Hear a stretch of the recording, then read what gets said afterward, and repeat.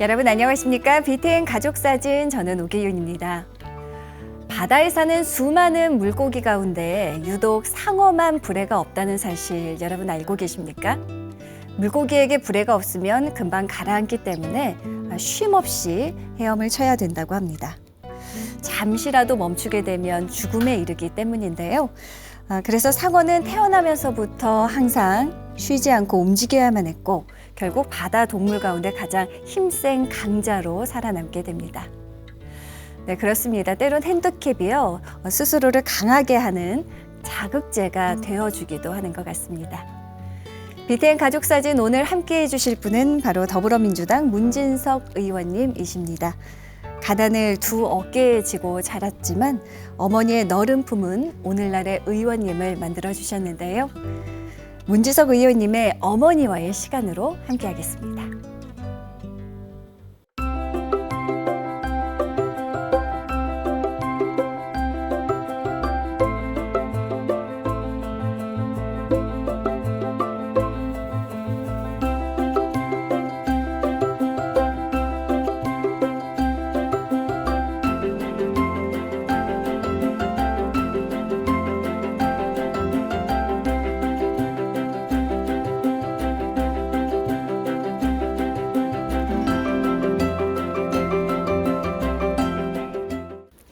네, 가족사진 오늘 모실 손님은요, 기업인 출신 정치인이십니다.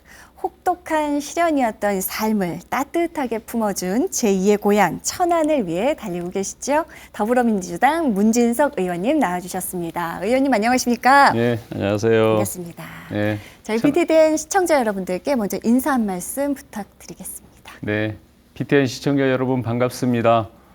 천안시갑 국회의원 문진석입니다. 예, 의원님 그 생활고로 학업을 중단했어야 될 만큼 힘겨운 어린 시절을 보내셨다 들었습니다. 네, 11살 때 아버지를 여의고 홀로 고생하는 어머니를 도와서 가장 아닌 가장이 되었다 이런 말씀도 해주셨는데요. 어떤 분들이셨을지 먼저 부모님에 대해서 좀 이야기 부탁드립니다.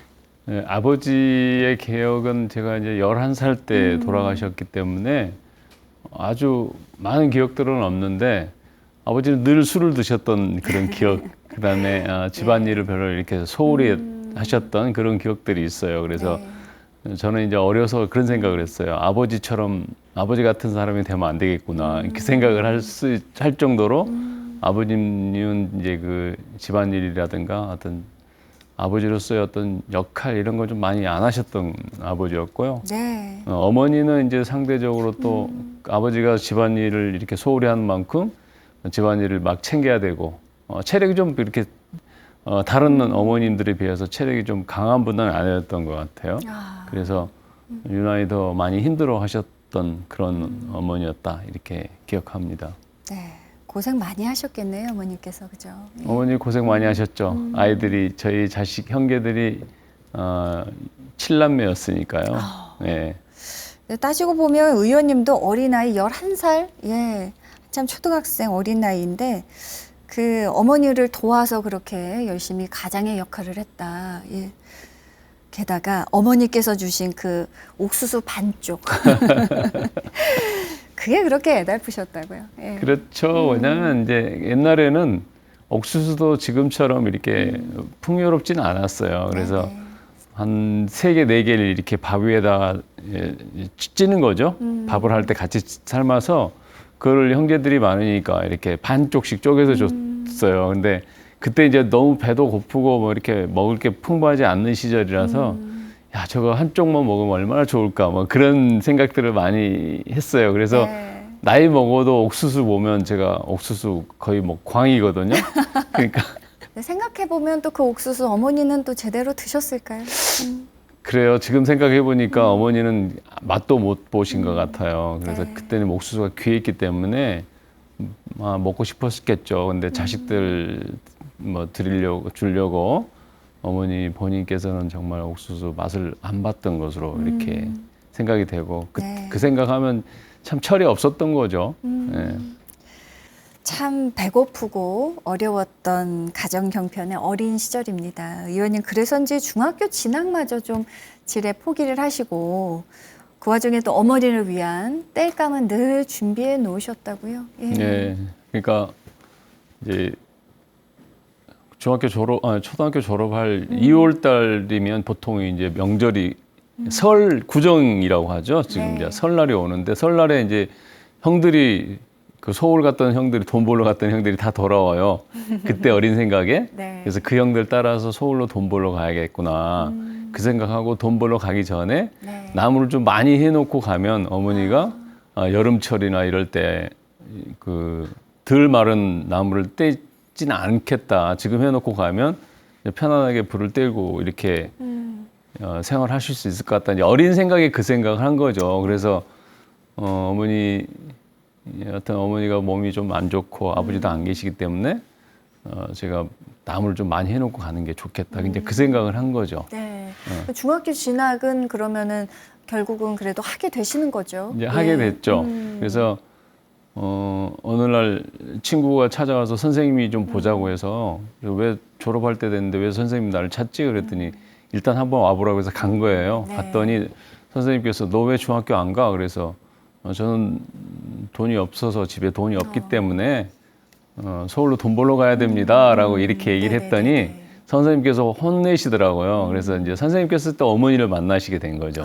그래서 옛날에 어머니라서 언제 중학교를 입학해야 되고 이런 걸 잘 모르니까 지금 입학해야 되는데 입학을 안 해서 공부도 잘하는데 왜 안 보내느냐. 그래서 어머니는 이제 그때 아시게 된 거죠. 네. 입학 시기를 알게 되고 그래서 돈도 없는데 그래서 어머니께서 이제 너 왜 학교 안 가려고 하냐. 그래서 우리 집은 돈도 없고 하니까 내가 돈 벌러 가야 된다. 네. 그렇게 얘기를 했더니 그래도 중학교는 나와야 되지 않겠냐. 그래서 내가 학비를 어떻게든 마련해 볼 테니까 학교 다녀라. 그래서 그러지 마라. 어디서 돈을 구하냐. 돈 구할 데도 없을 텐데. 네. 그러니까 어머니께서 이제 돈을 이제 구하러 다니신 거죠. 구하러 구해졌나요? 예. 예? 구해졌나요, 그 돈이? 그 돈은 이제 작은 아버지가 좀 잘 살았어요. 상대적으로 시골에서. 네. 자전거 포를 운영하시면서 이렇게 사셨는데 거기 작은 아버지한테 가서 이제 좀 꿔달라고 했나 보죠. 네. 그 과정에서 조금 어머님께서 혼자 이렇게 우시는 걸 듣고 오히려 그죠. 이렇게 화를 좀 내셨다. 그러니까 예. 돈을 빌리러 가셨는데 학교 뭐 다녀서 뭐 하냐 돈도 없는데 뭐 그런 얘기를 들으셨나 봐요. 그래서 그러니까 어떤 뭐 명절 대보름 전이니까 달이 환하게 뜬 밤날이는데 어머니가 우시는 소리가 좀 들리는 거예요. 그래서 어머니 왜 우시지라고 일어나서 깜짝 놀라서 일어나서 이제 어머니한테 그랬죠. 어머니 왜 우세요? 그랬더니 그 얘기를 하시는 거야. 그래서 너무 화가 나는 거죠. 저는 내가 안 간다고 했으면 그냥 안 보내면 되는 거지. 왜 얘기하셔가지고 마음 다치고 자존심 상하고 이렇게 할 필요가 뭐가 있냐. 그래서 어머니한테 화를 낸 기억이 있습니다. 네. 달이 휘영청 밝았다 하던 그 모든 그 모습 상황을 다 기억하시는 거 보니까 어린 마음이지만 정말 그 당시 많이 속상하고 힘드셨을 것 같은데.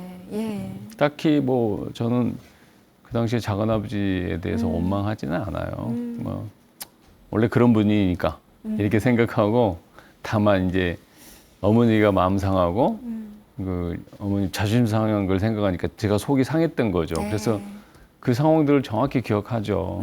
그래서 항상 어렵고 힘들 때마다 그런 상황들을 내가 생각하면서 이렇게 살아왔다 이렇게 예. 얘기할 수 있는 거죠. 자, 그렇게 우여곡절 끝에 중학교에 진학을 하게 됐습니다. 그리고 졸업하자마자 역시 미뤄뒀던 취업을 위해 광주의 직업훈련소로 가셨다고요. 네. 예. 그때는 이제 또 중학교 마치면 고등학교를 가야 되는데 고등학교 가면 3년 동안 그 학비나 이런 돈이 필요하잖아요. 네. 그래서 그때 생각에 3년 동안 고등학교 가는 건 도저히 불가능하다. 우리 집 형편으로는. 중학교 다니면서 제가 소도 기르고 돼지도 키우고 뭐 이러면서 농사일도 하고 또 뭐 누에 고추도 키우고 이러면서 이제 학비도 제때제때 못 냈어요. 그래서 늘 교무실에 빌려다니는 단골 멤버였거든요, 제가. 네. 근데 뭐 저희 바로 밑에 동생은 뭐 육성입이라고 그러죠. 학비.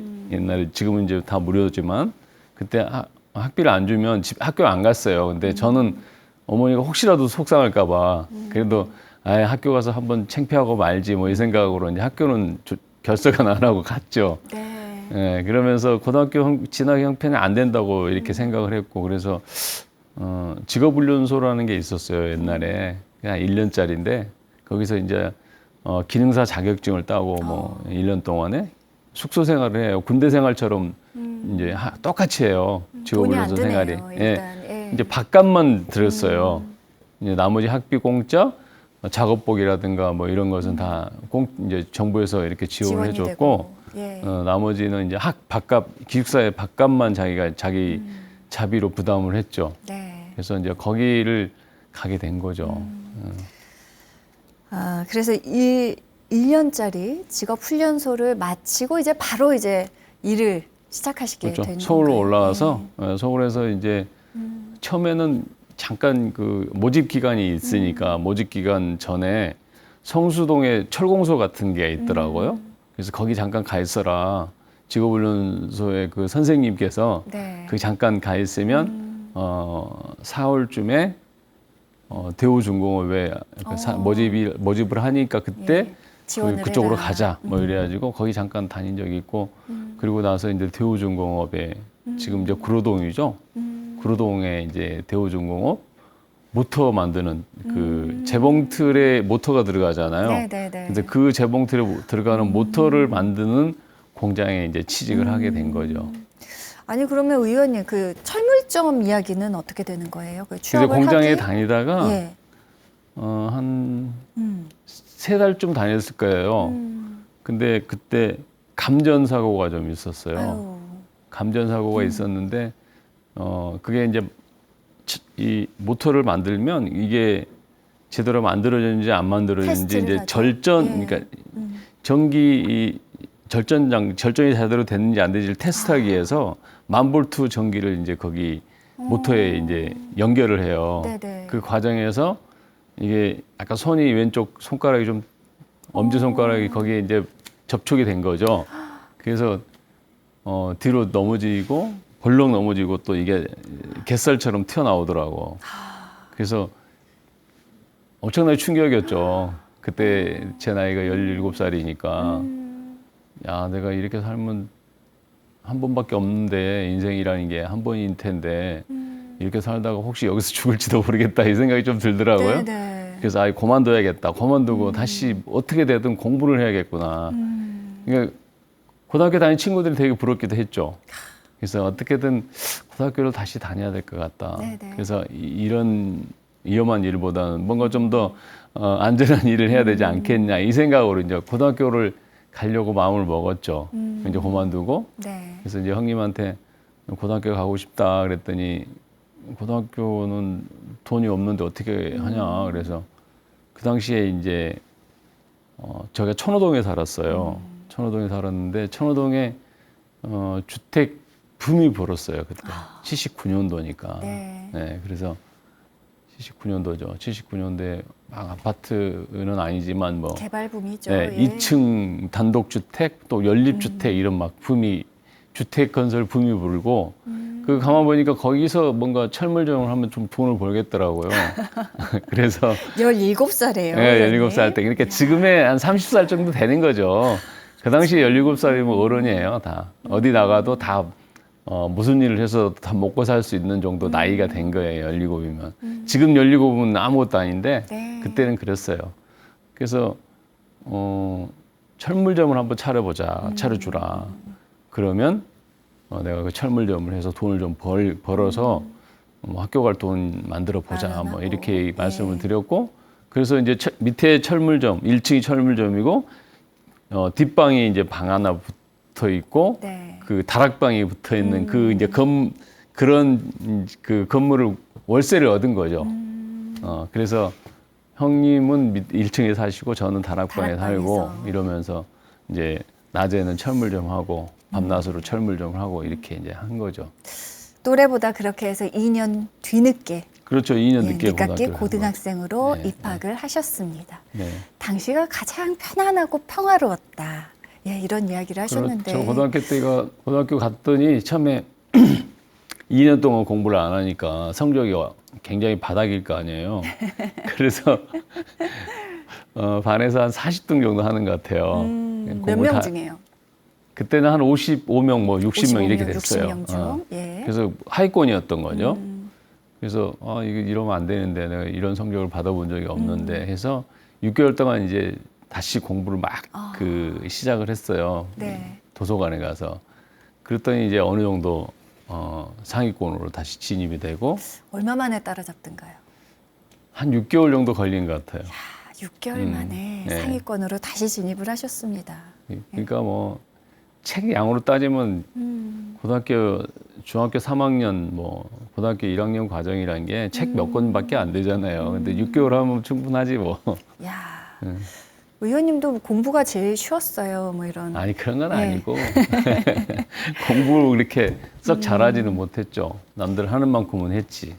2년 뒤에 들어갔기 때문에 아마 같은 동급생들은 나이가 조금 어렸을 거란 말이에요. 그렇죠. 예, 생활하는데 불편함은 없으셨나요? 불편함은 없었고요. 제가 이제 한 살 많아요.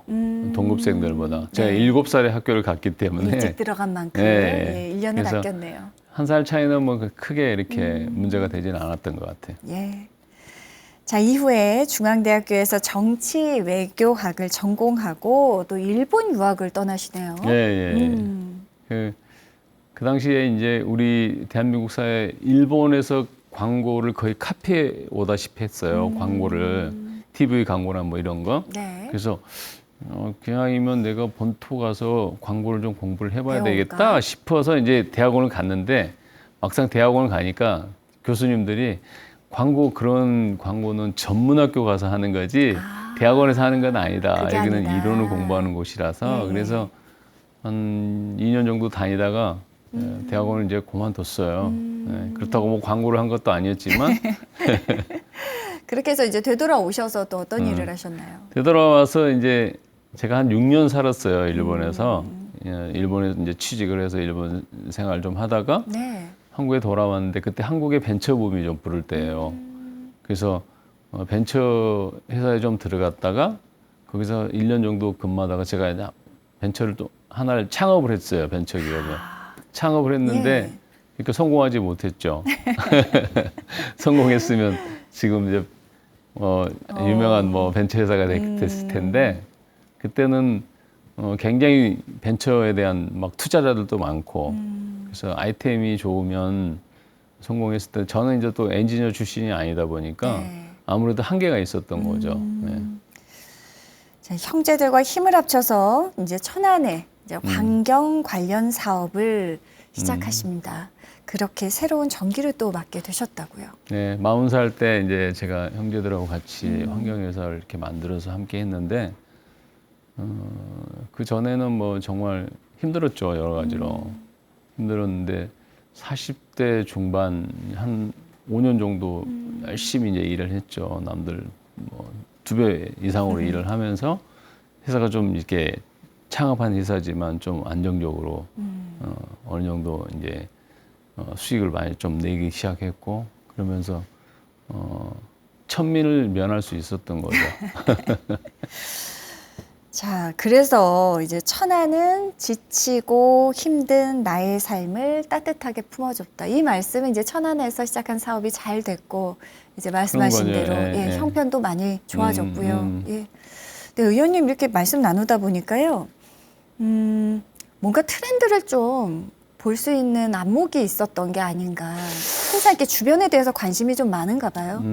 예. 그렇죠. 그러니까 뭐 주변에 원래 사람은 자기 자신에 집중해야 되는데 네. 이제 DNA가 약간 주변을 더 많이 살피는 DNA였던 것 같아요. 그래서 예. 지금은 저 자신도 이제 내 자신의 집중을 많이 하려고 노력하는데 주변의 흐름이라든가 이런 걸 놓치지 않으려고 굉장히 노력했던 것 같고 또 어렵게 산 사람 특징이에요. 주변에 뭔가 눈치를 살피지 않으면 국물도 없잖아. 예? 그렇겠네요. 그러니까 주변을 예. 살필 수밖에 없는 게 어렵게 자란 사람의 특징이에요. 예. 어떻게 보면은 그 눈치를 보고 주변을 살피던 것이 이 사업적인 것과 접목이 되면서 또 잘 이렇게 풀려간 게 아닌가. 뭐 그런 예. 측면도 없지 않아 있었다고 보죠. 예. 자, 그렇게 몸이 약하셨던 어머니께서는 평생 고생만 하시다가 1995년도에 일찍 돌아가시게 됩니다. 형제 가운데 가장 중심을 좀 딱 잡고 강단있던 아들이 오늘날 이렇게 국회의원 된 모습을 좀 보고 가셨으면 너무 좋으셨을 텐데. 예, 뭐 너무 국회의원 된 자랑스러워하셨을 모습보다는 텐데요. 예. 저는 이제 제가 좀 뭔가 생활의 기반을 좀 제대로 닦고 제대로 된 집에서 어머니를 모시고 이렇게 어머니한테 밥을 해드리고 그게 이제 어렸을 때 꿈이었어요. 호강, 우리가 응? 흔히 말하는 예, 어머니 예. 호강시켜드릴게요. 그러니까 호강시켜드린 게 꿈이었는데 단 한 달도 그걸 해드린 적이 없어서 그게 너무 안타깝다라고 생각했죠. 늘 그 생각을 하죠. 그럼 당시까지만 하더라도 음. 굉장히 바쁘고 또 어머니를 돌볼 그런 여유 자체가 그렇죠. 없었던 거죠. 30대 제가 초중반 때니까 그때 이제 일본에 있을 때니까 네. 그래서 뭔가 좀 성공을 해서 어머니를 잘 모셔야 된다는 생각이 늘 있었죠. 근데 그렇게 못해서 뭐 국회의원 된 건 뭐 고사하고 그게 너무 안타깝습니다. 그러면 천안에서 사업체 시작하고 좀 안정되는 것도 못 보고 가신 거네요. 그런 거죠. 예. 예. 참 안타깝습니다. 어려운 형편에서도 항상 따뜻하게 품어주셨던 어머님이 계셨기에 그래도 의원님께서도 역시 그 따뜻한 사랑을 또 안아주는 너른 품을 가진 정치인을 하고 계신 게 아닌가 생각됩니다. 혹시 어머님께 어렸을 때 이렇게 편지를 써보거나 먼저 일찍 이제 서울로 올라오셨기 때문에 예. 예, 어떻게 연락을 주고받으셨을지. 그때는 뭐 전화도 이렇게 있을 때가 아니고 그래서 일찍 올라왔는데 제가 고등학교 들어갈 무렵에 어머니를 모시고 올라왔어요. 아, 시골에서. 그러셨군요. 네, 그래서 예. 이제 함께 살 수 있었죠. 제가 고등학교 다닐 때부터. 그럼 편지를 써볼 기회는? 어머니한테 편지 예. 쓸 기회는 없었죠. 늘 함께 한 2년 정도 떨어져 있었던 것 같아요. 네. 예. 자, 그렇다면 오늘 저희 가족 사진 함께 하시면서 처음으로 이제 편지를 써보게 예. 되신 건데요. 예. 자, 어떤 마음을 담았을지 궁금합니다. 문진석 의원님이 어머니께 띄우는 어머니 전상서입니다.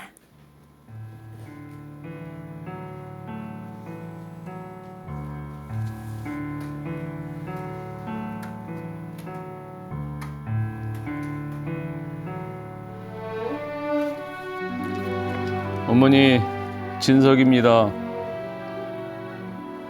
어머니가 떠난 지도 28년이 흘렀지만 세월이 흐르고 나이가 들수록 어머니에 대한 그리움은 더 커져만 가네요. 나이를 먹어도 힘든 일이 생기면 어머니 생각나는 것은 어쩔 수가 없네요. 어머니 보고 싶어도 볼 수 없는 어머니, 보고 싶은 마음이 간절하지만 어머니를 부르고 그리워하는 것 말고는 할 수 있는 것이 없어서 안타까울 뿐입니다. 다시 돌아갈 수 없는 세월이고 힘든 시절이었지만 어머니와 함께한 시간이 행복했습니다. 제가 초등학교 4학년을 마치고 5학년이 되기 전 겨울에 아버지가 먼저 떠나셨죠. 그리고 나서 형들마저 객지로 떠나고 어머니와 저 그리고 동생들과 함께 살던 그때를 떠올립니다.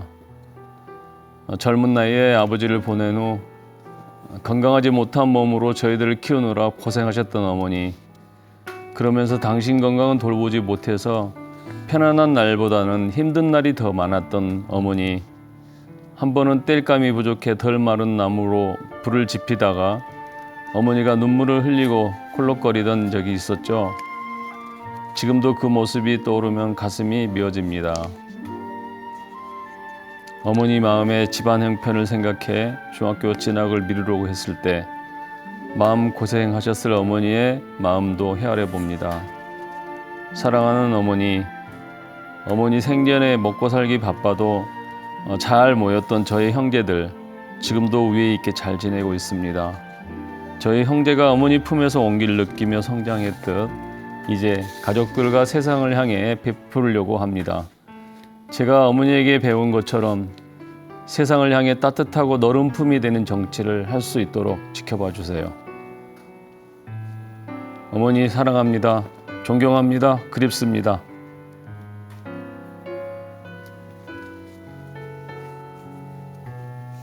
눈물 나오려고.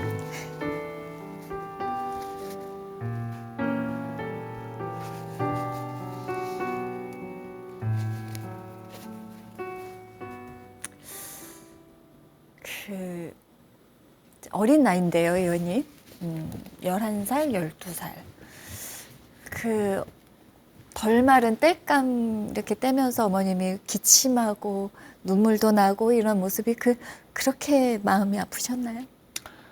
그때 저는 이제 이런 생각을 했어요. 아버지가 빨리 돌아가셔가지고 아버지 때문에 우시는가 뭐 이런 생각도 좀 들더라고요. 네. 근데 그래서 물어봤어요.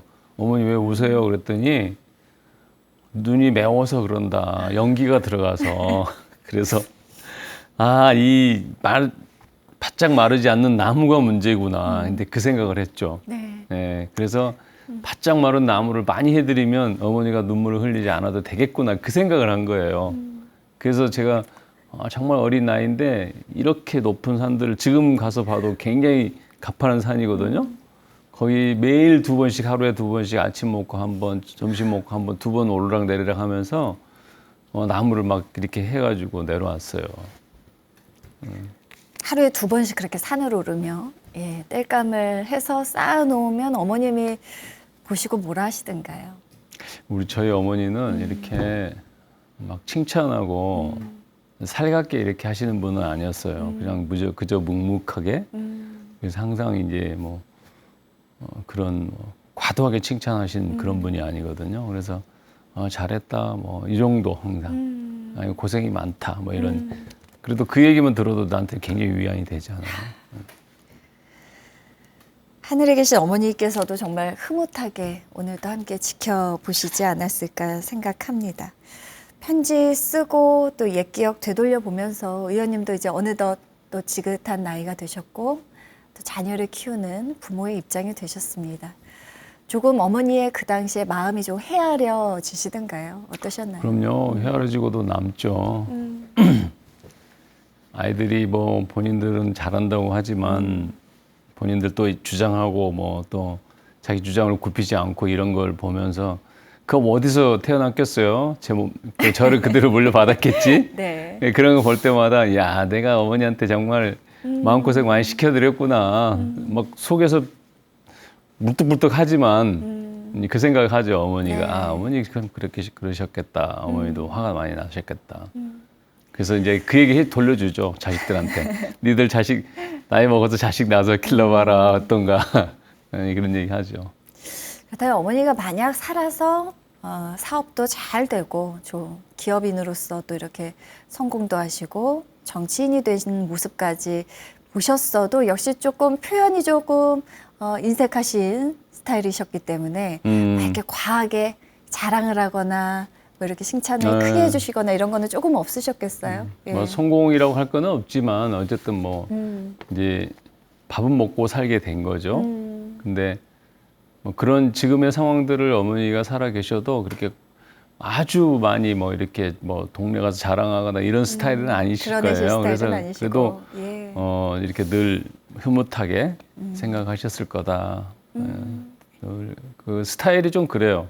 그래서 저희 집안에 이제 뭐 시누이들도 많고 하는데 시누이들 와서 자식 자랑 막 많이 하잖아요. 네. 근데 어머니는 자기 자식 자랑을 한 번도 해보신 적이 없어. 내가 알기로는 이제 그런 분이셔요. 그래서 늘 묵묵하게 오히려 아버지보다 훨씬 더 든든한 이렇게 산갓 같은 그런 모습으로 저희들을 지켜보셨다고 생각하죠. 그래서 아마 그랬을 거예요. 특별히 크게 이렇게.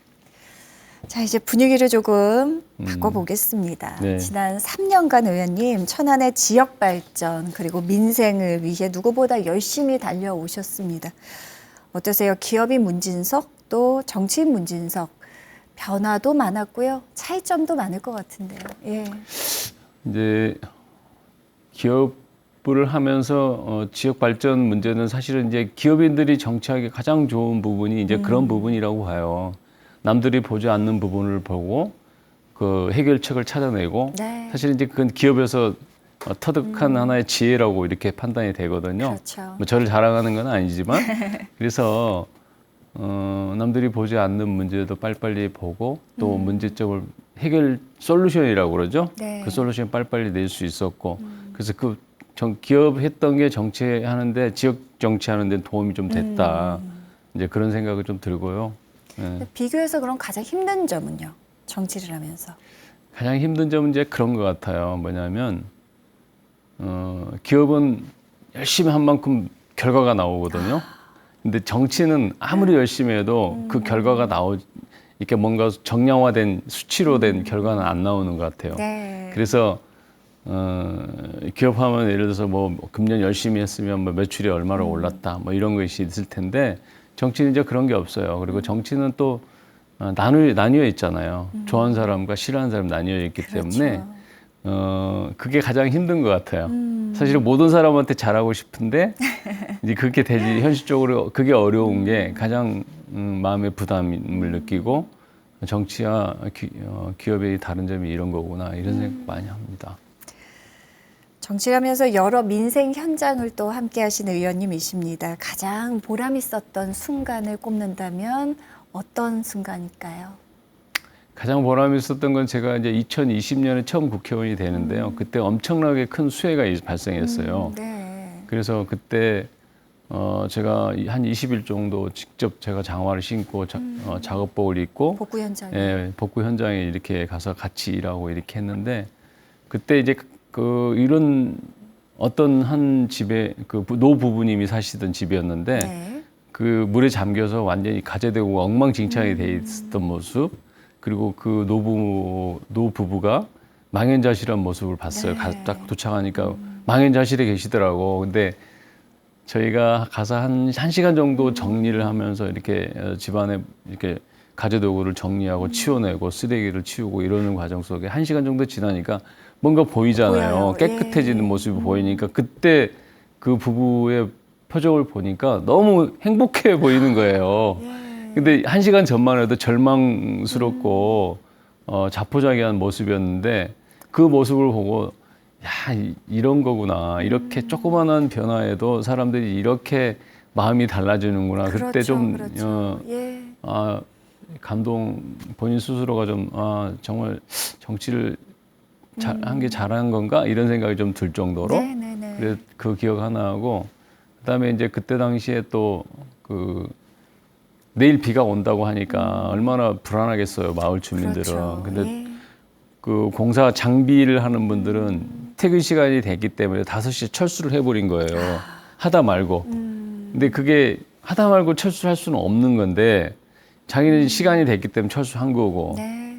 그래서 주민들은 이제 굉장히 불안한 거죠. 공사가 마무리가 안 됐는데. 예, 예. 뚝방 정리를 제대로 했어야 되는데 정리 안 된 상황에서. 2차 피해가 날 수도 있고요. 그러니까 이제 또 비가 오면 그거 무너지는 건 시간 문제일 거다 이렇게 불안해 하잖아요. 그래서 주민들 이장님이 직접 전화 와서 내가 그걸 찾아갔죠. 찾았더니 그 얘기를 하더라고. 그래서 네네네. 다시 위원장한테 전화해서 빨리 장비 보내라. 이렇게 하면 어떡하냐.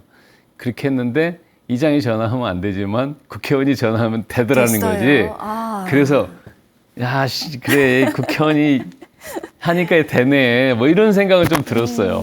네, 아주 사소한 일이긴 하지만. 네. 예. 충분히 보람 느끼실 만한 것 같습니다. 새로운 천안의 문을 열기 위해서 아직도 해야 할 일들이 산적해 있다는 말씀 많이 하셨습니다.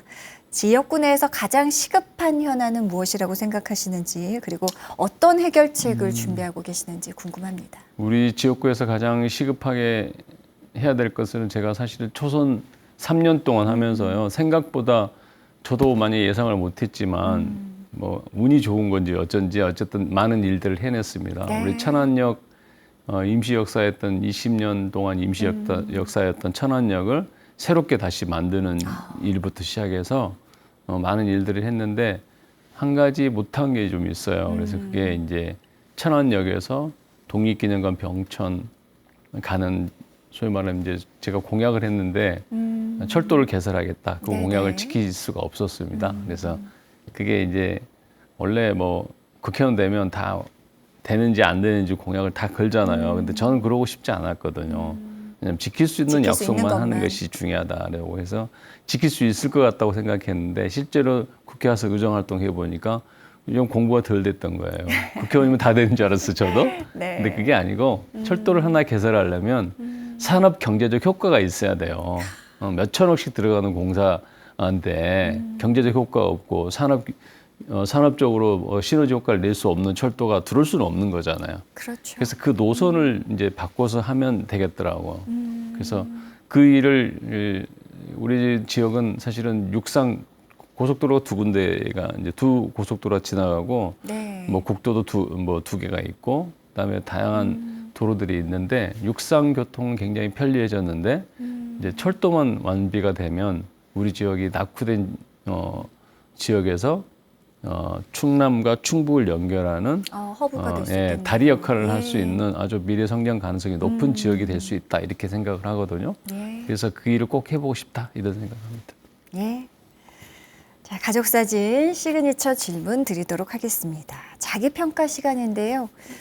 의정 활동에 대해서 스스로 조금 돌아보고 내가 나한테 점수를 준다면 100점 만점에 몇 점 정도 글쎄, 주실 몇 수 점? 있을까요? 곤란한 질문이죠. 제가 평가한 점수가 그렇게 중요한 것 같지는 않고 결국 이제 시민들이 평가가 가장 중요하지 않냐 이렇게 생각합니다. 네. 그래도 나 스스로에게 한번 줘보시죠. 스스로 예. 열심히 했다, 혼신의 힘을 다했다. 네. 그 답으로 대신할게요. 아, 좋습니다.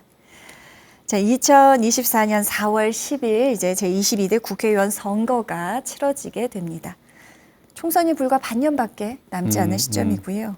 앞으로의 계획 또 각오한 말씀 해주십시오. 네, 그렇습니다. 뭐냐면 지금까지 정말 성실하게 혼신의 힘을 다해서 달려왔듯이 남은 임기 동안 또 최선을 다해야 될 것이고 그동안 추진했던 사업들이 차질 없이 잘 마무리될 수 있도록 꼼꼼하게 챙기는 것 하고 그다음에 이제 지금 민생이 굉장히 어렵잖아요. 네. 그래서 이번 정기국회에서 민생을 챙기는 일에 정말 집중해야 되겠다 이런 생각합니다. 예.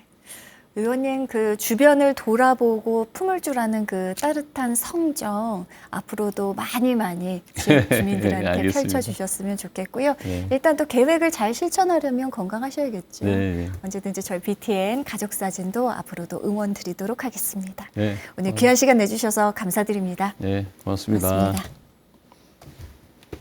네, 어떠한 선택을 하더라도 후회는 남기 마련입니다. 그리고 가보지 못한 길에 대한 갈증도 항상 있기 마련이지요. 그렇지만 내가 한 선택이니까요. 너무 후회하지 마시고요. 또 앞으로 장차 선택해야 할 것에 대해서도 너무 걱정하지 마시기 바랍니다. 우리가 무슨 선택을 하든 언제나 따뜻하게 나를 품어주고 또 안아주는 너른 품을 가진 어머니가 계시니까요. 자, BTN 가족사진 저희는 여기서 인사드리겠습니다. 다음 시간 또 새로운 이야기로 찾아뵙죠.